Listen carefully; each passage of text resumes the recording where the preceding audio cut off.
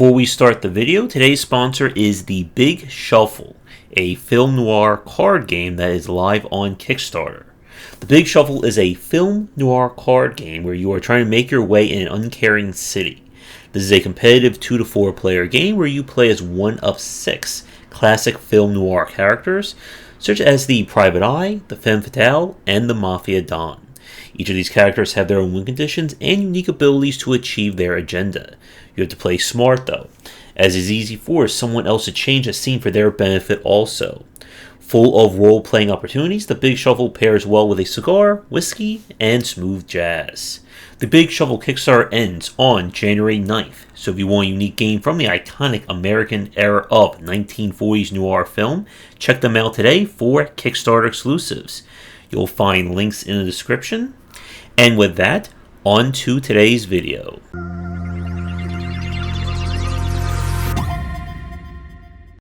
Welcome to another episode of the Perceptive podcast here on Game Wisdom, where we the art and science of games. I'm, of course, Josh Bycer, and for tonight, we are catching up with a friend of mine who's also the original site designer of Game Wisdom. He was also the original co-host way back in terms of lore in the early 2010s. But he is on tonight from his studio Previously Pluto to talk about their Kickstarter and the lessons they learned while designing their first game, The Big Shuffle. So, please welcome Kenneth Oum. Hello. Nice to be back. Been following your progress. Like what you've done with the place. Haven't screwed things up too much yet, right? No. You did one of my core things I wanted you to do was just like, as long as you're consistent. And the thing is that you're so consistent, you post so much that your WordPress database content in one database. Hope you kind of lagged out there, just as you were saying database. Oh, no problem. I have Comcast internet, so about every 17 minutes I lag out because I have too high of a bandwidth. Yeah, I'm having uploading and downloading. Yep, I'm having some issues with that right now. Hopefully they'll be out on Thursday, or for those of you watching, past Thursday to get this fixed. Yeah, I hope. I feel like if I were to tell them, they would, instead of making it better, they just make it worse. They'd increase the stutters.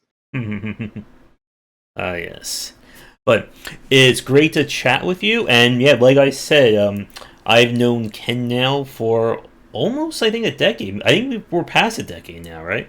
Holy crap, yeah. We actually met playing Left 4 Dead 2, I believe, right? I think it was Left 4 Dead or Team Fortress, one of those two. It was definitely Left 4 Dead 2 because you always survive. You were always, everyone was like, we need to pick team leads, and they'd always pick you. They always want you on their team because you're so good at competitive Left 4 Dead 2. Yeah, I just wish those skills translate when I tried playing Dead by Daylight. I'd probably be in a different place. Oh god, that game, yeah. But it's funny because I remember when we actually went to your site, they're like, "Hey, this is my Google blog." I'm like, "Oh my god, Yeah. Josh, no, You don't. need help. You need help. I'll help you out. We're gonna make this big and make it cool." So I'm so glad you're using our branding and everything. Still, I think it was very strong. So Yeah. appreciate it. Oh yeah, and I think the whole Game Wisdom brand, I think I'm hoping it's a lot stronger. Like, I think we overtook that other Game Wisdom by now. Yeah, you beat that arcade shop into the ground. You know why? Consistency. I'm telling you, man. All those posts and everything was great. So, and the thing is that while you were doing that, I just was switching my focus a million times. So I went from like film to VFX to animation to game development to VR development to web development to VR development. So I've been all over the place since we last spoke. I mean, well, since we last launched the site. And I'm utilizing all those skills for the company. Previously Pluto. Visit previouslypluto.com for more information. There's the first of many plugs over this cast. Well, there's a lot of. I actually would really like to discuss why we created Previously Pluto. First of all, the name's a little weird, but that's because I like to just buy random domain names, and that was the one that I had, and I like the alliteration, though it is a bit long. But the reason why I wanted to form a game company is in response to what happened to Philly in the 2010s, actually, when we first met. There was a big push for independent developers. There was a lot of money coming in through the city. And then some people pretty much laundered money from the city. using that funds, and then disappear. There's a convention called GamerX that occurred in Philadelphia, and that guy just like brought all these big companies in. I'm talking about like Sony and stuff, and then like stiffed them all and just skipped town with all the money. Yeah, and because of that, it like pretty much collapsed all the incubators in Philadelphia. So only the independently funded like companies like were around, and now there's almost no game companies in Philadelphia. It's very sad. So I was going to say, yeah, I remember that. Like I was like attending some of the IGA groups. This was back in like 2012, 2013, and there was like a lot of excitement, you know. And again, like for people watching, I know a lot of my audience is probably by now international or maybe like more West Coast, that kind of thing. But the East Coast really still is not known for game developers. At least not at that same level. I've spoken to several developers. One of the adventure game, or several of the adventure game developers I've had on cast were from, based out of New York or Pennsylvania. I think it's that this is a different breed of developer, honestly. The reason why everyone moves to the West Coast is because that's what they're known for. Like all the animation studios, all the game studios, they're out in the West. Only studios that people know here on the East Coast is Take-Two, or Rockstar, or Bethesda, right? Like that's it. Why are only those two, right? We still have entertainment on the East Coast. It's a different kind of entertainment. We're talking about like New York, pretty much. You either live in New York or LA for entertainment work. But that's why I want Philly to come back. Like I don't want that scar to be there forever. I want game to come back to Philly. So I made an experimental game company. Not like it's funny because our first game is a board game, but we don't make just board games. We make experimental games. Pretty much a very, very unique but niche games is primarily our focus, right? So our company is going to rely on like mostly crowdfunding and publishers to help bring these kind of games to light. And I want that large variety, and I want people to notice Philly, and I want to encourage other developers to start a company within Philly. So I'm working with a bunch of other board game developers right now. So I'm kind of like I'm now part of the board game developing scene. They're awesome, by the way. I didn't realize there's such a cool scene in Philly. I'm gonna shout out a bunch of people. You ready? So I met some people at an event at it's called the Philly Game Shop. It's on like 5th and South, and it's a really chill environment, right? They have a game shop with some really awesome games and a bunch of tables set up for people to come and play and test out games, demo games from local devs, that kind of stuff. Like events all the time. Really cool. And doesn't have that that murky kind of gatekeeping environment that you get in other game shops before. They're extremely welcoming. If you have any sort of issues with getting into a particular scene, they can help you out. They have a very good knowledge. So it was really great to have such an awesome atmosphere. And then I met developers there too. There's this party game, this guy named Skip. He's really awesome, super Philly, love it. He makes a game called Capital Punishment, and he has a website, capitalpunishment.com, and it's a game where it's like a party game where you pick who's the worst. There's a large list of names, and then everyone argues who's the worst, right? Who is the worst person and why? And then whoever chooses it wins. And there's other mechanics that help like keep it fresh, stuff like that, psych outs and stuff like that. So it's really cool. And even though the premise was so simple, we had a great time testing it out. So that was really cool. And he's running a Kickstarter like next month. Then I met some other person who had a really wild background. Her name was and she used to be like she didn't come from Silicon Valley, but she was very Silicon Valley like she's part of like all these medical startups and stuff like that, and she's gone through the ringer of huge companies and stuff like that, and then she was like, you know what, I'm going to make games about cats. So now she's a board game developer who loves she's a really great game designer, very mechanically focused, and I think 25% or 50% of her proceeds goes to shelters and animal rescues, which is really cool. So that's like her goal. And she's already has 3 games out. She's way more games than I do. But it's cool. It's cool. Yeah, it's cool to start producing games that quickly, and doesn't that quickly, but like well thought out and pretty fun. except for that one game. She has a game similar to Rummy, and I hate Rummy. And Hopefully, then, she's not listening to this right now. oh, maybe I'm gonna link this cast to them, and they're gonna be like, "How dare you say these things about me?" And then one more person I want to bring up too. Her name is Jess, and she makes a game called Improper Nouns. It's also a party game with a little bit more complexity than Capital Punishment.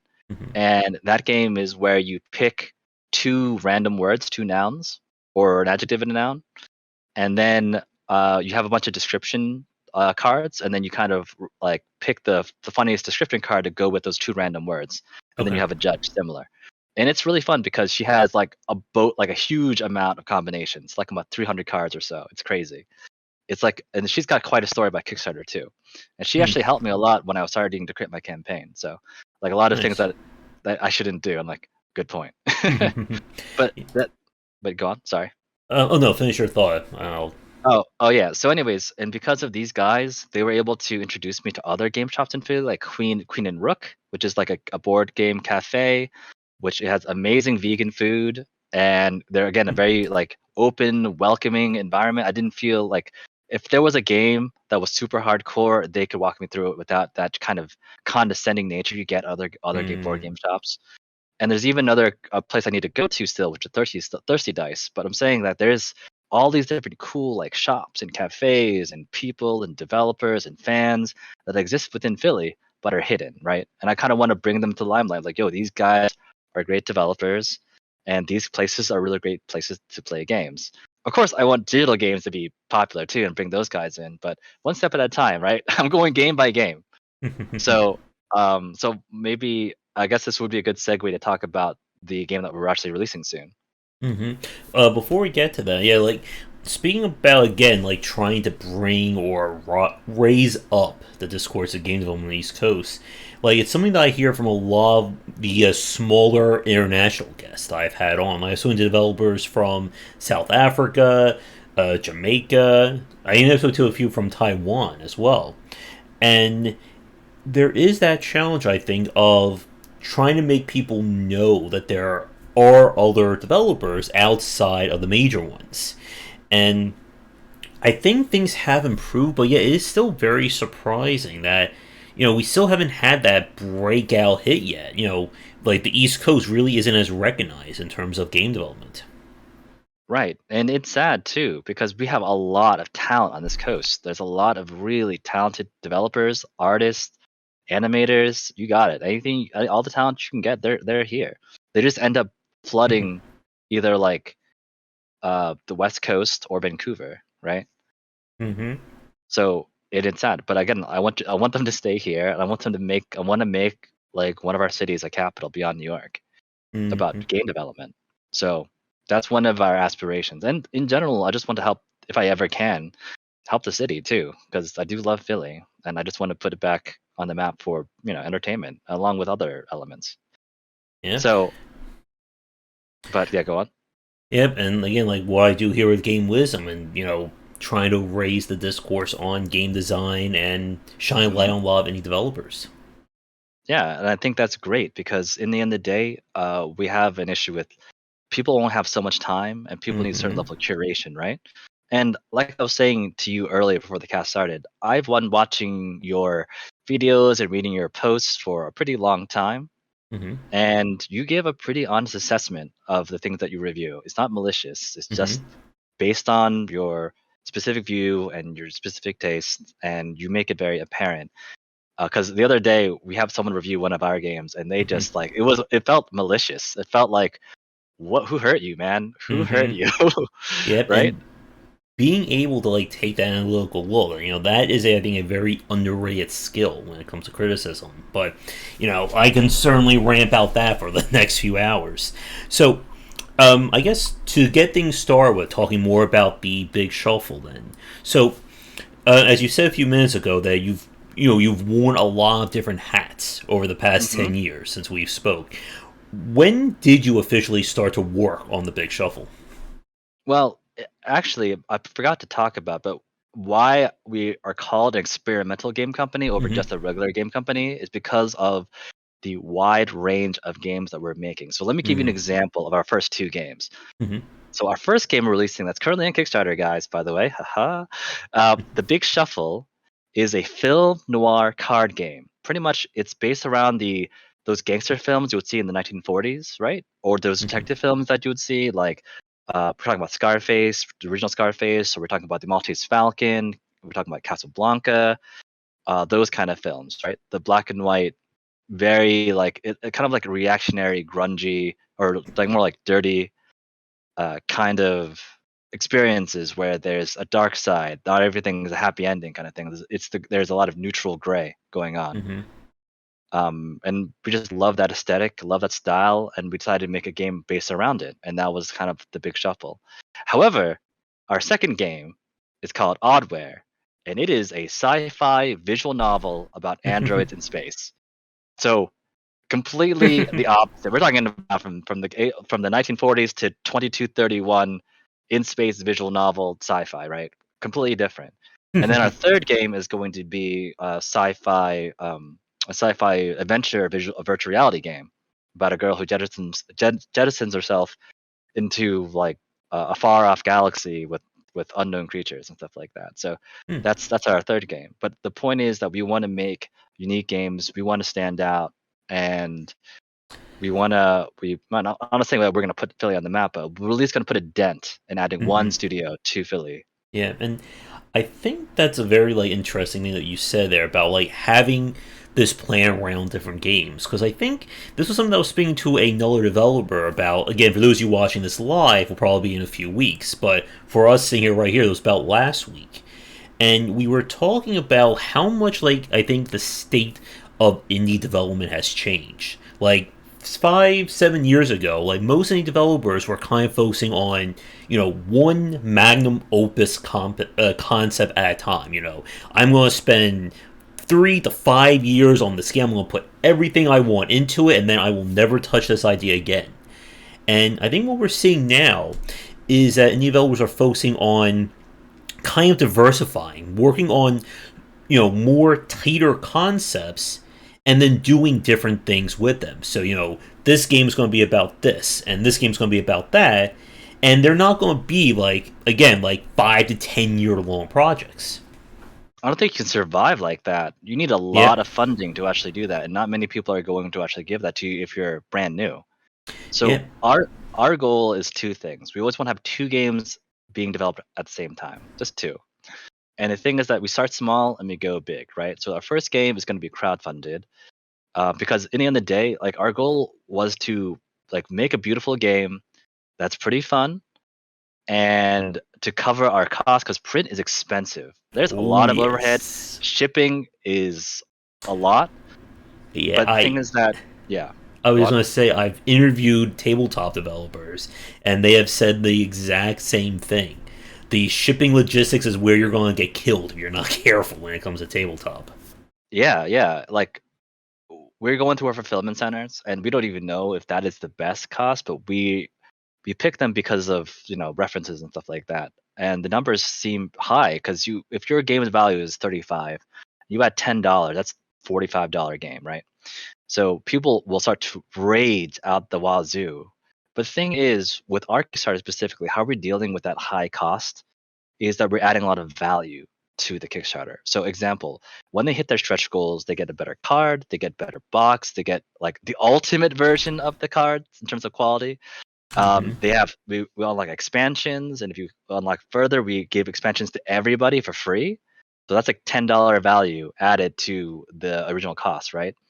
And if we hit the second expansion, that's like a $20 value added to the box. So theoretically, if we hit all our stretch goals that we currently have laid out, they're gonna get like a $65 game for $45. So that's the idea of how we're gonna kind of upset that. But like I said, some people rage just because of the initial cost. And the thing is that we just try our best to explain it, because in the end of the day, this is our first venture and we're gonna make mistakes. And I certainly did in terms of dealing with this kind of stuff, because I'm a digital game developer, not a board game developer. So when it came to shipping, when it came to understanding fulfillment, distribution, production, that was all new to me. But we tried our best, we did our research, and then the thing is that we're just happy that people are backing our game and like it. It's funny because they're actually all around the world. I'm like, people in Lithuania want to play our game and bought a copy. And I've got what? like context from like Scotland, Brazil. Like again, like people around here, like they don't believe me when I say that I'm like more internationally known. But Yeah. yeah, you never know. Yeah, you never know. And like I said, I'm pretty happy. I said people are raging, but that's like a small demographic. They always are, but because you're a creator, you always think about the angry guy. But there's Mm-hmm. a lot of people that love your product. So like it's just like whenever you hear someone say like, "Oh, it's 100 plus reviews," but there's like one a-hole that said that one thing, and you're focusing on that one a-hole, but you shouldn't, Mm-hmm. right? Because it Oh doesn't yeah. matter. It Um. matters about your audience, which is why we changed our stretch goals a little Mm-hmm. bit recently. And some people are like, "No, don't do that." It's like you shouldn't change anything. But if we think that they'll have a better experience with these stretch goals, Mm-hmm. let's do that. We're making something for them. We're not sticking to like to be so stagnant in Mm-hmm. terms of we need to want to adapt. So, a question for you that I'm sure people watching may have. In terms of the research that you did in terms of fulfillment centers, production, things Mhm. like that, any useful resources for any prospective tabletop developers watching? Oh, well, you actually want to hear my very interesting method because I'm not in the scene. I did my own experimentations of how to get into the scene. So what I did was this. I looked for people that have done Kickstarters at the same amount that we're looking for, which was 10K, and then I looked for Kickstarters that failed specifically. So I went to these people that failed their Kickstarters and I wanted to know why, especially the ones that had great presentation and a great game. I'm looking at this stuff like this stuff is awesome. Why did they only get 2K? That doesn't make any sense. Like this is awesome. And so I went to interview them and got a good sense. And I started seeing like repetition about the issues they'd all had, right? Like example, there's two of them, really great guys, and I'll even bring up their name because they're gonna do Kickstarters again later. One is a game called Spell Spuds. Three guys from Corpus Christi, Texas. They're going to Austin eventually. I think two of them moved there and one's going to move there eventually. And they made a game called Spell Spots, and it has a really fun tagline. It's called "Wizards, hot potato but with wizards." That's the tagline. Pretty fun, right? Mm-hmm. And it's pretty clear what the game is. And they had like a really great video. They had really great graphics. But the reason why they didn't do well is one, they didn't understand the platform. They just knew what Kickstarter did, but they didn't know the parts of Kickstarter, right? What you kind of need to do to actually like to create a successful campaign, and they didn't do the proper amount of advertising too. Mm-hmm. So they kind of had a great product, but they couldn't get any eyes on the project. Yeah. And then here's another example: is that people in their own Discord didn't know they were launching, so that's a bad Ooh. sign. And there's a simple mistake they explained to me that they didn't use the at everyone. They thought they didn't want to spam people, and they Mm-hmm. didn't want to, and they didn't know that using the announcement channel doesn't shout it out to everybody. Ah. And simple mistake, but that does cost you. But if they're your fans, if they're in your Discord, just be honest with them. Be like, hey, we're launching this thing, and we need your support. Mm-hmm. And if they don't like it, they'll just ignore you, right? Yeah. And like what you said about having like those commonalities, I mean, it's the same thing that I can see when I look at games and like review and analyze them from developers. That there isn't, that we've said this before, like on a lot of these cats, like there's no magic when it comes to this stuff. It's not about throwing things against the wall and if it hits the blue tile, your game will be 100,000 extra sales. There's a lot of common foundational stuff that if you don't know or you refuse to do them, you're just kind of digging your own grave with your game project. Agreed. And that happens in the digital space too, right? You Oh have a great product. yes. You spend so many hours on this, like so many years, in fact. In the end of the day, if you don't build the right audience or you don't have anyone to see it, then it's game over. Like Mm-hmm. you come out and like this is for we interviewed 15 Kickstarters. All right. Successful, mid-tier, right on budget, that kind of thing.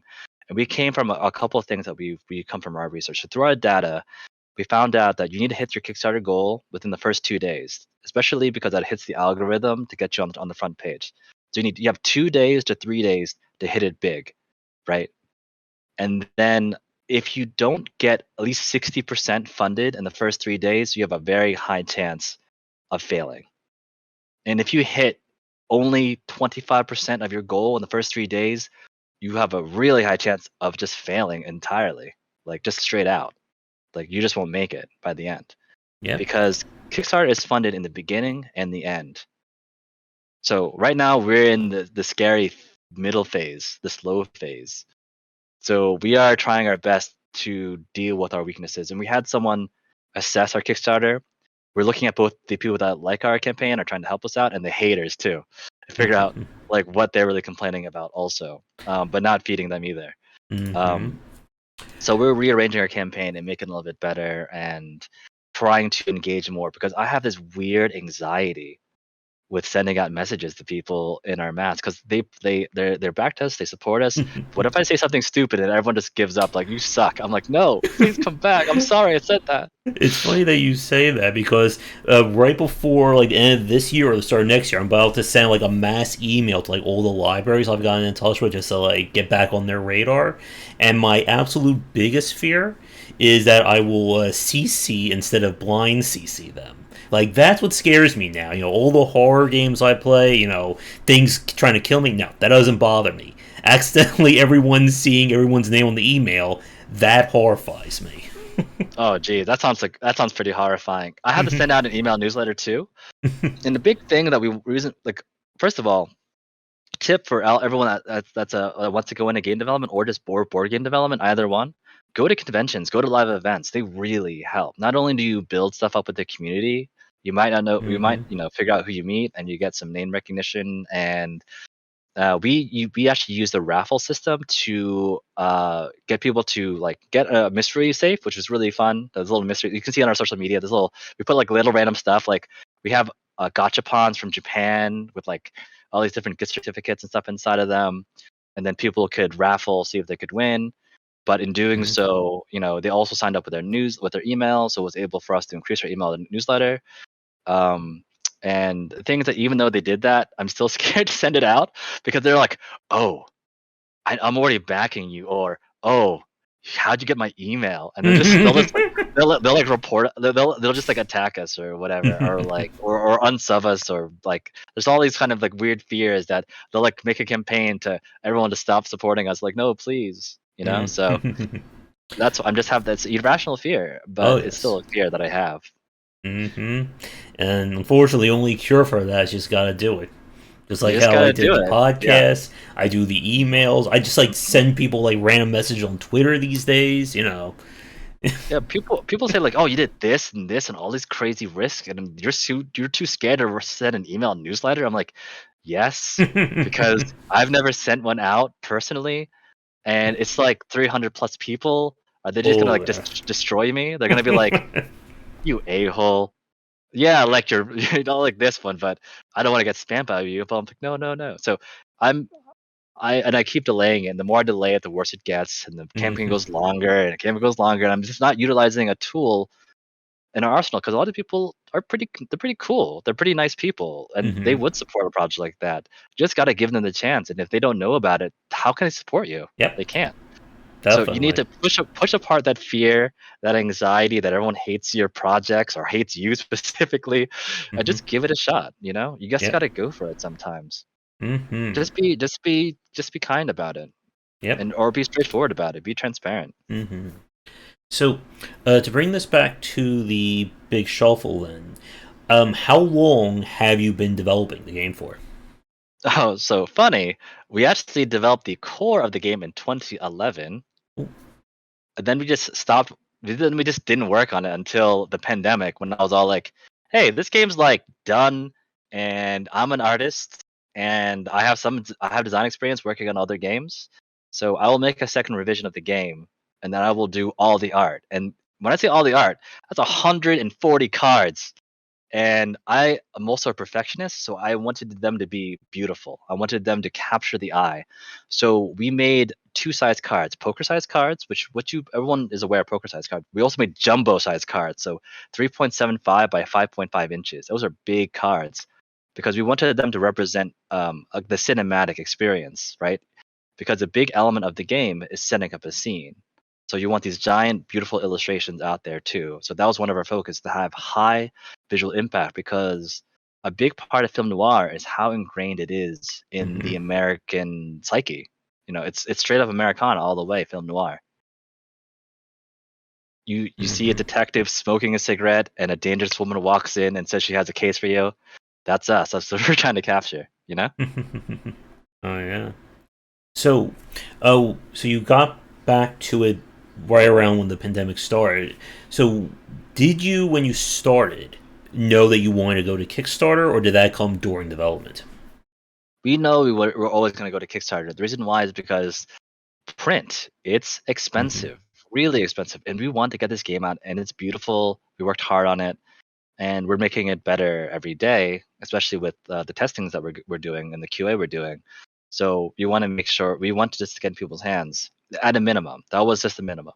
Anyone interested, try our game. It's going to be awesome, right? But going over and getting stretch goals is like amazing. Again, my jaw dropped. I'm like, my God, it happened. People actually liked our game. That's like it feels great to get some sort of recognition for, because it's not just me, it's my whole team, right? So we have a team of people working for us from all walks of life, and most of them are actors and writers. um, and I had a lot of illustrators help out too, friends and stuff like that, along with some new contracts and stuff. So it was awesome to be able to share their art and share their vision with the rest of the world. Mm-hmm. So, with the game itself, since we haven't really talked about what the gameplay is for the people hmm listening, what's kind of like the Cliff's Notes, or what is the general play of the Big Shuffle? So the Big Shuffle is a film noir card game where you play as one of six characters who each have their own abilities and agendas. So in front of you, you have three gigantic decks called the scene cards. You have your who, your what, and your where. And they set up the scenario, the scene. So, example, you could flip like, the who card and get the femme fatale. Then you would get like the what card, which is like the situation, which is like the scandal, and then you Mm-hmm. pick like a where, for example, could be the governor's mansion. So you would have the scene would be the femme fatale in the governor's mansion doing the scandal, right? That's the scene. And it's similar to a game called Flux, where those scenes represent the current rules in the game. So in this example that I just made up, the femme fatale, if you use the loot card's ability, you lose a card. You have to discard a card. If you have the scandal, you can kill an informant and draw three cards. And for the governor's mansion, you can have one more loot card in play, which was a max of three to a max of four, right? However, because every character has their own agenda, they have they have a who, a what, and a where that they need to win the game, right? Mm-hmm. They need to match their who, their what, and their where, which is on the board of their who, their what, and their where.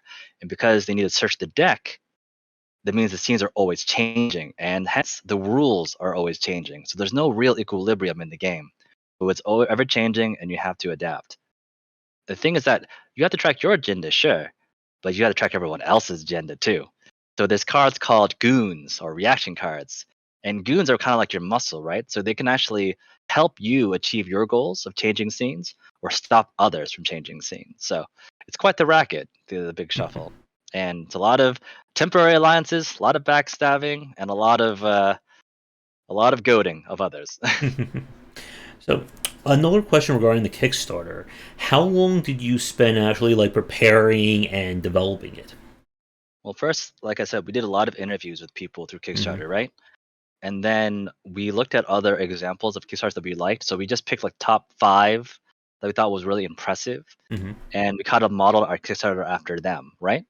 The problem is this: is that when you're inexperienced, you need to understand some of their language a little bit better. And I made that mistake with shipping. Pledge managers. So the Kickstarter has their own tools. So Pledge Manager is its own thing, along with BackerKit and all those other systems. They're all different things, different elements within Kickstarters that have improved the experience. And because of our inexperience, we made a couple of mistakes with our tier language. So we had to close all our tiers and then duplicate them and put new tiers up and just take that hit, right? So um, one of the mistakes that we made, for example, and this is maybe you want me to tell the mistake I made so no one else makes the same mistake that I made. Yeah, sure, go for it. So I'm a like I said, we did something really risky with our Kickstarter. We launched our Kickstarter on the same day as we launched at PAX Unplugged, which is one of the biggest board game conventions in the United States. 30,000 plus people. all eyes on us. We had to prepare the booth, get all that stuff going together, along with preparing the Kickstarter, getting all that together, along with generalized marketing, and doing all that with a very small team. That's a lot of stress and a lot of room for error. So what I did was we were waiting on new numbers for our fulfillment center, and I changed the graphic on the Kickstarter. But dun dun dun dun, I didn't change the numbers on the pledges. So it had old numbers on the pledges. So it had the wrong numbers. So people were being charged like way less. So we were eating so much cost on each of the pledges. And there'd be that if we continued to bleed like that, we wouldn't have succeeded on Kickstarter at all. Like we just bleed to death. So while I was at the con trying really hard, to get everything ready and prepared and like greeting people, letting people play the game, our social media team. Thank you, Anne. If you hear this guy, Anne, if you're around, thank you so much for talking to Kickstarter support and finding a way to fix the issue. And then we were able to put the real numbers in, because in the end of the day, this is our first game, right? We don't have much capital, and it's very expensive to do a board game. So we need to make those numbers accurate. And like I said, a big thing is with our group is we're trying to be transparent with everybody. Like we want to know that, for us to actually make our dream come true of becoming a real game company in Philadelphia, we need that kind of funding from Kickstarter. And anyone that supports us, you're helping not just our cause and getting a great product, but you're helping the city of Philly too, and we appreciate that.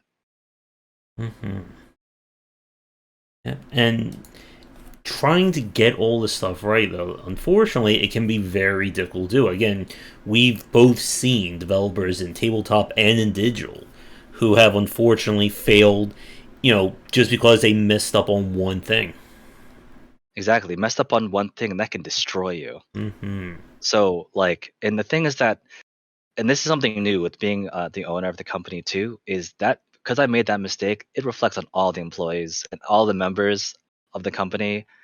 And it hurts extra bad because it's not just you hurting yourself, you're hurting everybody that works so hard too. And it's all because of you. But you also need to take it, accept it, be honest with your backers, with your supporters, and and hopefully they'll stay on and ride it with you to the end. And I hope they do, because we have a really great product. Like, I'm actually proud of the work we did. It's beautiful, it's fun. Yep. And we're actually even hiring a QA team to support us that are new developers too. So it's funny because some people are like, saying some things about QA, and I'm like, QA is important. Like, everyone forgets about how important QA is, but they're the ones that are gonna save you in the end. I can tell you that everyone, hopefully on the Game Wisdom Discord, respects and knows the importance of QA and UI UX work. Right, and people are like, "Oh, you mean like those cannon fodder?" I'm like, "No, they're people. They're important, right?" So someone's like, "Why spend money on QA? You could use that money for like marketing." I'm like, "No, because I want to make sure our game is good. Like our game is already good now. It's fun, but I want to make sure it's like bulletproof." That really makes me just think how many games I've played from developers who said, "Who needs QA?" Who needs QA? Ugh, come on, you're one person. You're always gonna have blind spots, right? And these guys are really great. They're called Claromancy Games, and they're really hungry for like projects like ours are unique, like really beautiful, and they're fun. But I know about my weakness. I'm a digital game developer, not the best board game developer. I can do it. I can test it. But after talking to these guys, they really convinced me that they are also really great developers too. So I'm working hand in hand with them. They're doing QA. They're giving me feedback, and we're gonna work together to make the game even better. But like I said, they're like, "Oh, QA." I'm like, "Heck yeah, QA. They're awesome. Like that's the way we're gonna make our game perfect." So, a few general questions about the Big Shuffle. How long is a typical play of it? The game can last between 30 minutes to an hour, and it's only 15 minutes to learn or less. Okay. And I guess in terms of skill level, is it aimed at beginner, moderate, or advanced players? Between beginner and moderate, right? It's a light to medium kind of game. Like I said, 15 minutes to learn, 30 minutes to play plus, right? Okay. And that's the kind of game that I actually like. I didn't realize that I don't really care about the genre of board game. I just care about that element. I want it to be easy enough for me to learn in a few minutes, but not like my eyes glaze over, and be able to have a good time with it within my first or two plays. Yep. And again, like the whole tabletop market, that is certainly its own unique universe when it comes to It like systems and rules like that. Yeah, it really is. It's like a different world. I've been in games for a while developing for different companies along with my own stuff. And board games is my first time jumping into board games, and like it's really cool. But it's Hmm. also very different. And in our demo session, we met people of all skill levels when they were at the con, and some of them were rule Nazis. And you know what I mean? They were like really they really knew rules where they were all about exploitation, right? Looking Hmm. for the best min max kind of scenario of how to exploit your game. And I'm like, oh, I was like, oh no, got to Hmm. put in the notes. Because a big Hmm. part of going to cons too is not only are you demoing the game for people, but you're trying to find the flaws and looking for looking for those hot patches, fixes, that kind of thing for your board game. So it's really important to show your game to the public, right? Also, I didn't say this, but our game's on Tabletop Simulator too. Nice. So if you guys want to try it live and you have Tabletop Simulator, we have a really great presentation. Um, and it looks way better. Not say way better, but it looks more complicated, like in terms of the environment, the work we put into the Hmm. mood, because the big part of our film noir is the mood. So we had like custom like music and sound effects. We got a detective's office with like smoke and stuff. It's really cool. And this is I don't know if this is like a real like award or whatever. But Hmm. at one point, we were top of the tabletop sim mod for one week. We beat Magic and Pokemon for 1 week, and then we got buried. But the point is, we were there. Hmm. Yeah. And yeah, it's definitely challenging. Again, like in that series, like I've interviewed with Sandy Pearson a few times, who originally started as a game developer, and now he's doing tabletop games, Cthulhu Wars, and so on. And it is very challenging, I think, when you're moving from tabletop to video game in terms of how things present themselves. But it does seem like if you do get kind of like the rules mindset or design in the tabletop space, that can certainly help you when you're designing more involved or esoteric games on the PC side. Definitely, because if you really break it all down, that's what it is. It's like, uh, you know, like digital games came from board games, right? So all that Hmm. kind of rule set, we just visualize it differently. We play it differently. We connect differently. But the core concept of those rules are there. If you want a real designer, I think board game designers are where you're going to find them. I mean, Yep. yes, there's a lot of good digital game designers out there, but board game designers, they really understand the mechanics. They really understand how those systems work really well. While a lot of people that start with digital games don't really have that kind of or not forced into having to think that way as Yep. board game writers do. And especially if you're trying to like your first game being a very abstracted or tactical strategy style game that is built inherently on how all these rules and systems are supposed to interact with each other. Right, exactly. So I have a lot of respect for board game developers, and now Mhm. meeting the people in Philadelphia, the other board game devs that I've met, they all have that kind of mechanical mindset. I'm like, man, my brain does not work that way. I mean, we did do a pretty good job on the first run, but I think they'll always have an advantage being like natural talented at board game development. Hmm. So, with that, I just want to do a quick time check. We're about like 40 minutes, give or take, in. Do you feel like going for like another 15-20 minutes? Does that work for you? Yeah, it works for me. Okay. One thing I want to ask you about, again, like going back to what you were saying earlier about having to kind of, alter or make rearrangements around your Kickstarter. In terms of like the stretch goals and that kind of thing, how did you settle on, I guess, specifically what order did you want to present your stretch goals in? Because I'm looking at the page right now. So your very first stretch goal, that was just simply upgrading card quality, then box quality. Now we're getting to like expansions and stuff like that. Like, how did you decide, I guess, from like a management or production standpoint, what order to present your stretch orders in, stretch goals in? First, we talked to the manufacturer to get the cost. We were like, Hmm. like how much would it cost to upgrade the quality of the cards, the box? Like, what is the highest? Like, how blinged out can we make this box and cards? Right? Give us the most expensive level, and that's what the third stretch goal is, or fourth stretch goal is the highest level, I believe, which is the cards with the foil on the outside. It's gonna look so Ooh. cool. It's gonna look, because the thing about board games is sometimes people don't even buy board games for the game. They buy it because it looks awesome. Or they buy it because they want it to last long. And with these higher quality, the game's gonna last much longer than like cheap games out there, right? Mm-hmm. And like it's something they can bring because people travel with these games, right? Or they'll use these games and they'll wear them out. But with this quality of product that we're gonna get, it's not. So we're already assuring our audience that it's going to be the best quality that you could possibly back, right? And it's unique to Kickstarter because we don't know if we're going to have the same quality when it comes to a second run. So everyone that's backing the Kickstarter now is going to have something super quality, the best that this people can publish for us.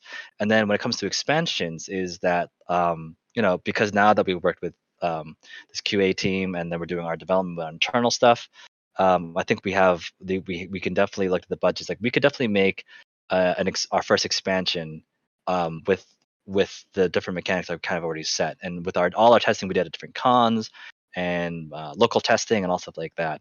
We think we would like to expand the game beyond that, and then have it as an add-on so people can purchase it at the end of the campaign when it's over. Because you have something called a pledge manager, which allows you to add on certain things you want to purchase, right? So we unlock that. But then we just changed it up recently because we got feedback. Is we want to make sure that every stretch goal improves the quality of the game or is affiliated directly with the game. Because we've seen other Kickstarters that sell like, oh, you get like a shirt or you get like some sort of random object with it, and people complain, or not people complain, but we had feedback that of ways to improve it. Like, how can we improve it? And someone said like you want to make sure that every stretch goal is enticing, right? You want to reach for it. And so our next one beyond the expansion is the greatest quality, and then after that is everyone gets the expansion for free. So that makes, again, like I said before, that makes that $35 value now $45 value.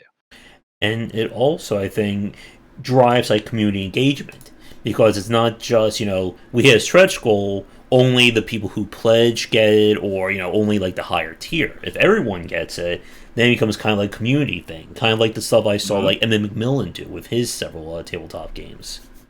Right, and the thing is, we're also going to talk to the community about kind of like helping us even develop some of the ideas for our expansion. Keep getting them involved with it, because like there's a lot of awesome things we can do with the expansion. It's actually called the Red Light, so it's focusing on the seedier elements of film noir, and that includes their characters, includes the environments, includes like some of the things that you would see in those films. But it also ties in with one of the mechanics, which is something called the downtown row.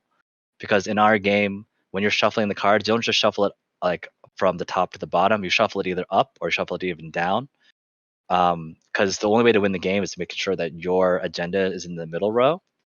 So we're going to focus on what's happening on the bottom row. Because the bottom row, it means your cards are inactive, but what if suddenly we switch that to become active, or we have cards specifically tied to that specific row? So we're doing a lot of, we want to really tie our mechanics with our theme. Our theme can't be lost. That's one of our number one rules is to keep our theme intact along with our mechanics.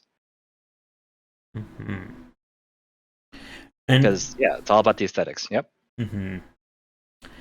And I guess with that said, one thing I was curious about, in terms of thinking like that far ahead, in terms of if we hit these stretch goals and what content we have, like in terms of like as you just said, you're going to be working with the community, but with like the basic concepts, like the stuff for the expansions, like the Red Light District and the law one, the Law for All, is that stuff that you've already kind of conceptualized out? Like, okay. So we again we planned ahead and we said like, okay, we want Above the Law to be the other side, the uptown. What can we can do with those kind of elements? How can we expand upon that? How we can make it interesting? What kind of art is associated with that? What kind of characters are associated with that? Looking at film noir and then mechanics from other games, along with games that we like. And then seeing how it can interact with the base game. So that's also why we're bringing in that the QA team also to kind of help us like figure out what is the best fit and making sure that we're making, so when we actually, instead of having like a much longer development time, we're shortening the development time by having a team specializing in card games to help us out. Mm-hmm. So here's a question for you. With regards to kind of long-term support of the Big Shuffle, again, you have in the Kickstarter, you have the plans for the 2 add-ons. Are you thinking about anything else development-wise in the future, or is this going to be very much a case of once you've gotten that done, everyone's happy, pledges have been made, it's time to move on to like your next project? So pretty much what we're going to do is we're going to try for a second run of the game along with the expansions. We may do more expansions in the future, and we may even do a digital version of the Big Shuffle for Steam. So this is something that we discovered. So in our research too, we discovered there's 2 ways to make money off board games. You really don't make much money on board games because the cost is so high to produce something physical. 2 ways to make money: sell directly to retailers, or you make a digital version of the game, no overhead. So those are the 2 things that we discovered, right? So we're gonna give that a shot and see if we can do it that way, because like I said, I think this project is actually really good. So when we advertise our product and we get our name out there, we can do it with pride because it's a fun, it's easy to learn, it's beautiful, and if we succeed on Kickstarter and we hit our next stretch goal beyond the expansion, it's going to be the very, very best quality that money can buy. So you'll have an amazing piece for your shelf if you're a board game collector or just lover of board games. Speaking about shelves, it reminds me when I interviewed Sandy, had like his own like custom shelving he built for his house with all the games displayed there. Yeah, when you meet people that love board games, they have amazing setups, right? Because they really want people to play their games too. Like, not only are these box arts awesome, but we can try them out. So let's have the most amazing basement full of board games that we can possibly have. I wish we had some of that for like digital games, because I would love to display all of my Steam games on something beautiful that. I know this is a bit far in the future, but Oddware, we're gonna do for our because we're gonna go Kickstarter with that one if we can't get a publisher. We're going to do a physical media run of the game, and we're gonna make our carts, like the game itself, look like a 16-bit game cart to sell. Like for a short limited run, maybe do 1,000 of them and sell them that way.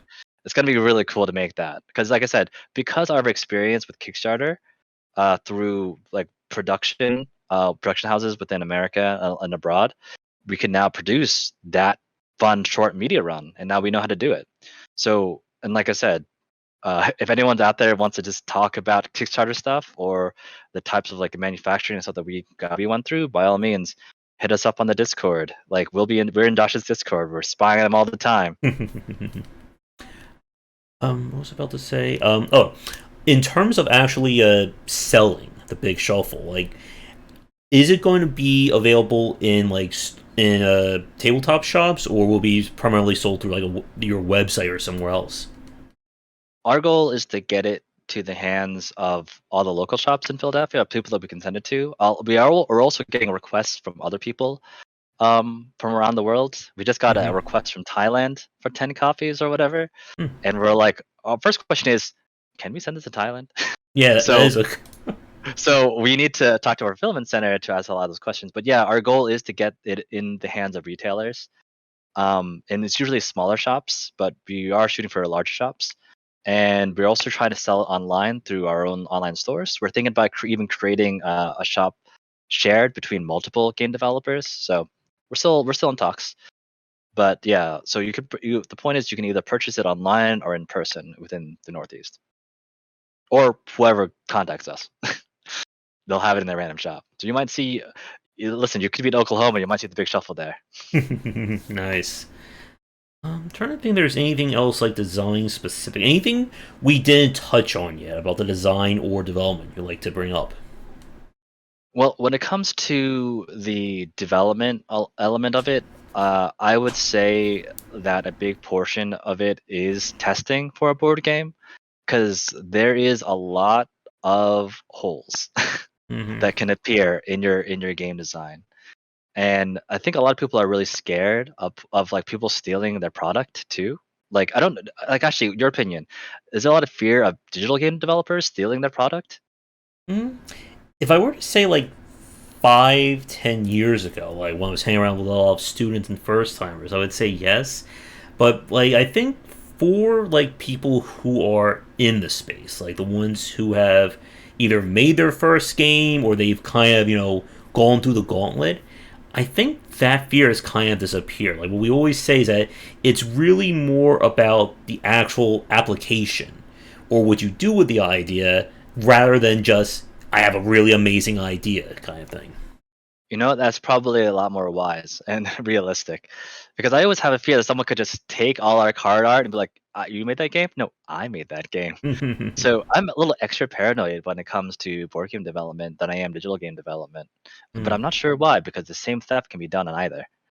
Yeah. So I think one thing that's also helped is I think just like the general education of consumers that they have gotten, I think, a lot more wiser to kind of the scummier practices that developers have tried to pull.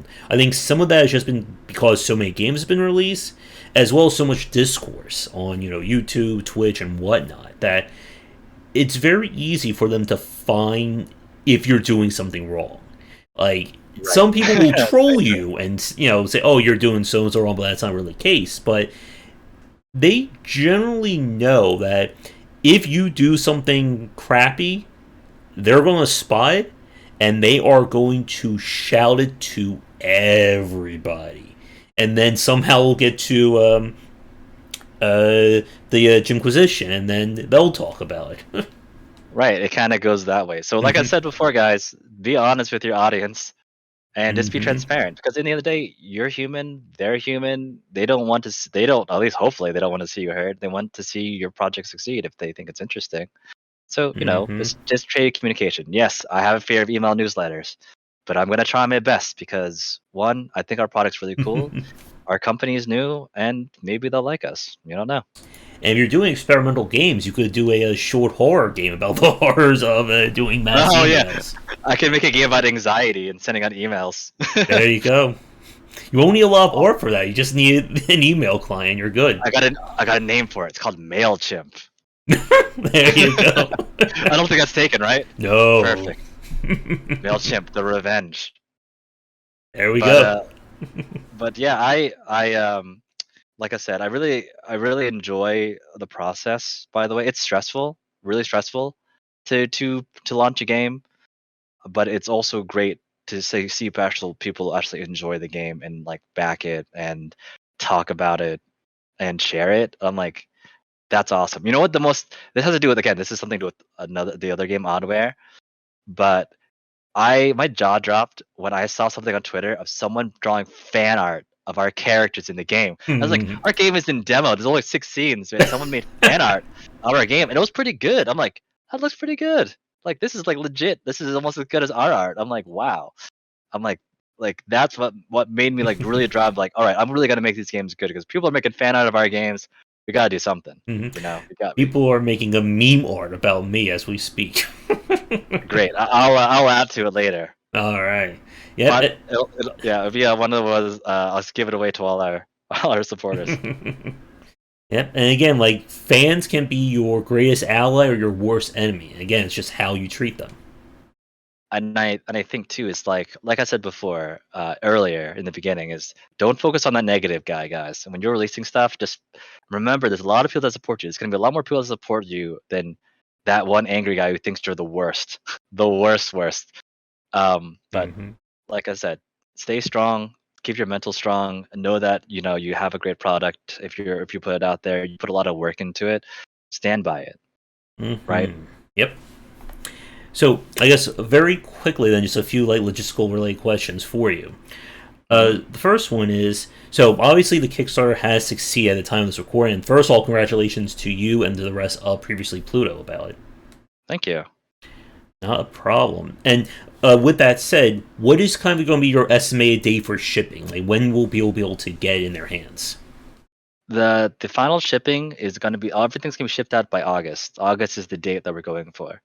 The only thing that may cause a delay is maybe the hats, but that's it. We're just like, come on, like the hats are like, listen, if the hats aren't done in time, I think people will understand. We're not gonna shift the date. It's gonna be August, but the only thing that might not make it by that time is maybe the hats. But we're working on it to get it done quicker.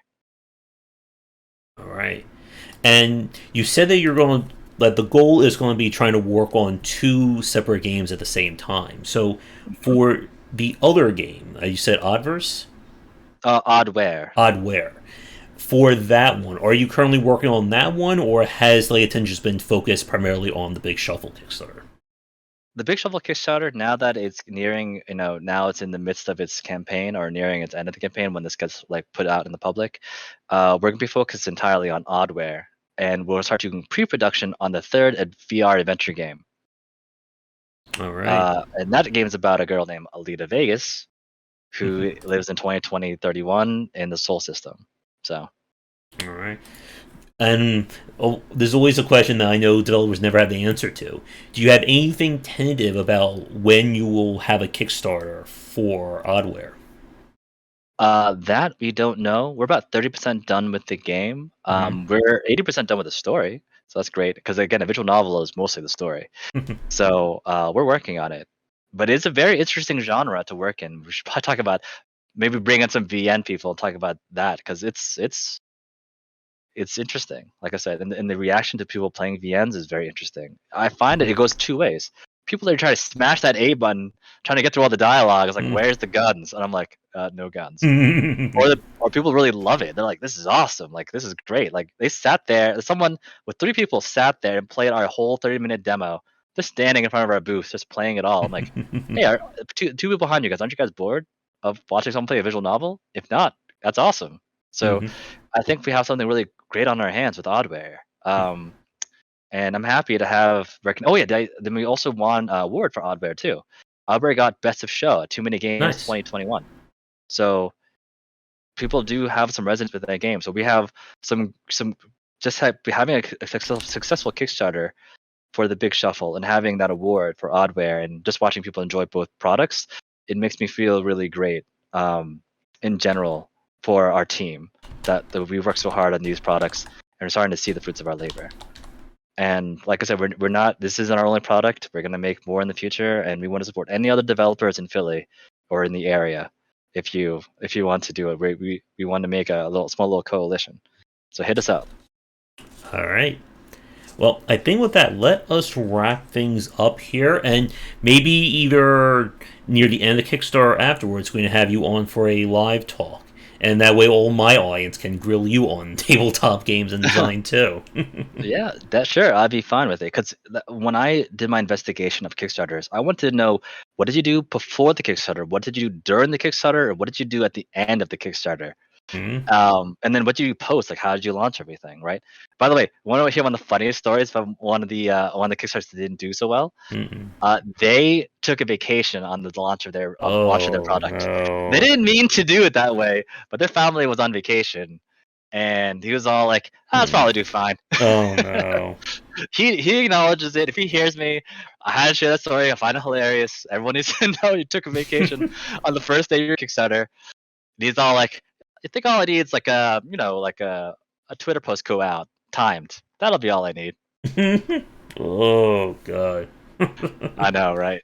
So he was young and he made that mistake. He's gonna have a much awesomer Kickstarter when it comes out, and I'm gonna help him out. Like every single person I interviewed for Kickstarter, I'm gonna help them all out as much as I can. But Previously Pluto can offer any sort of services. We're gonna come help them out on their second run, right? Great. Because another note before I go too, guys. If you fail your Kickstarter, you can run as many as you want. So don't give up. You can just learn from your mistakes and make a better one after. All right. So I guess with that, I guess first off, in terms of social media contacts, things like that, anything you want to plug? Lots to plug. You ready? Here's the list. So we're on Kickstarter Live. We are going to end our Kickstarter on January 10th. I believe it's actually, looking at it, actually the number is actually January 9th at 8 a.m. is actually the end time. So I'm going to go with, to be safe, January 9th, end of the Kickstarter, 8 a.m. Please, back before then to get the highest quality Kickstarter boxes of a beautiful game that uses film noir aesthetic with not asymmetrical, but cool character-based gameplay with cinematic scenes and great memories, with opportunities for role-playing, maybe, if you want to do that. Technically, you can role play in any game, but you can do it in ours too because you're playing a character. The next thing that I would like to plug too is if you want to try a game today, there's a tabletop simulator version of the game. Just search it on the tabletop simulator workshop. Look for the Big Shuffle, and you'll find us. And it's a really great presentation. We made sure it was really unique, and I think it reflects well in our game. And if you really like our game, then you can back our Kickstarter too. We also are, again, we're a brand new company in Philadelphia. So we have a website called Previously Pluto. Oh, by the way, there is also a website for the Big Shuffle. Guess what the URL is? Is it the Big Shuffle? Yes, it is. It's thebigshuffle.com. You got it. Right. So check out thebigshuffle.com. It has a great presentation of what the game's all about. And then, that also leads you to our Kickstarter also. So there's a lot of ways to get to that specific one. And also Oddware itself, we actually just put our game onto Steam. So it's not live, but the pre-launch page is there for you to wishlist. And we took advice from someone saying, like, because I was taking so long to put it up there because I wanted to make a video, and they're like, dude, just put it up there, because if you're talking about that, people will want to wishlist your game. I'm like, okay, that's a good plan, because it's gonna take me a while to make that video, because I'm like a perfectionist. I want to make it awesome. And then we also have a link tree on our website, previouslypluto.com. So if you want to go through any of our socials, they're all there. And our handle pretty much for all our socials, Facebook, Twitter, and Instagram, is @previouslypluto. All right. So my final question then, do you have anything to say to the fans or Kickstarter backers watching us right now? Hey, everybody. If you're watching this and you support our game, thank you from the bottom of our hearts, from everyone from Previously Pluto and myself. And this is I think our biggest mistakes that we made was our inexperience, but we're coming out stronger for it. And we understand. And thank you for supporting us and staying with us. And we promise to give you the best version of the Big Shuffle that we possibly can. And it'll hopefully be out by August. And like I said, I gave myself a little extra time because you never know what's happening with shipping because of the global pandemic, along with everything else. Everything is variable. But again, we'll always be transparent. If you have an issue, we'll tell you, right? So again, thank you, everyone. And if you guys love board games, if you really want a really striking, unique board game, like in terms of like a genre you barely see, which is film noir, in your board games, not fantasy, then come try out our game. Come check out the Kickstarter. Check out the website, thebigshuffle.com. All right. That All right. Sounds good. So, Ken, hopefully we'll be able to chat again in the future. And like I said, it will be great to hang out with you live. And we'll talk more about stuff we can do with game wisdom and such together. Yeah. Lots of great plans for the new year, man. New start, new plans, new ideas. It's great to reconnect. Oh, yes. All right. So, with that said, everyone, thank you for tuning in. You'll find links to everything Ken mentioned in the description down below. This cast should be going up right near the very end of the Kickstarter, so be sure to check that out. Again, it's been a pleasure hanging out with you tonight. And yeah, if any of those other developers want to come on and talk about their games or just game design in general, I'm always looking for new guests. Yeah, and again, thanks for having me on. And yeah, there's plenty of game devs I would love to bring onto the cast that's in Philly. Because again, Philly games, come back, please. There we go. There's our final call to action for the end of this cast. Game devs, you don't have to go to the West Coast. You could do it in Philly too. All right. Well, if any of those East Coast developers want to come on, or if any West Coasters listening want to come on and chat, I'm always looking for new guests. So definitely get in touch. You'll find links to our Discord and Patreon link down below. Be sure to check out my books on design, with 5 of them out now, I believe. Again, it's like time has been lost in the ether, but I'm currently working on a book as we speak. So be sure to check all that stuff out. And come back for daily discussions on game design here and on game wisdom, where some of the art and science of games. Until next time, everybody, take care.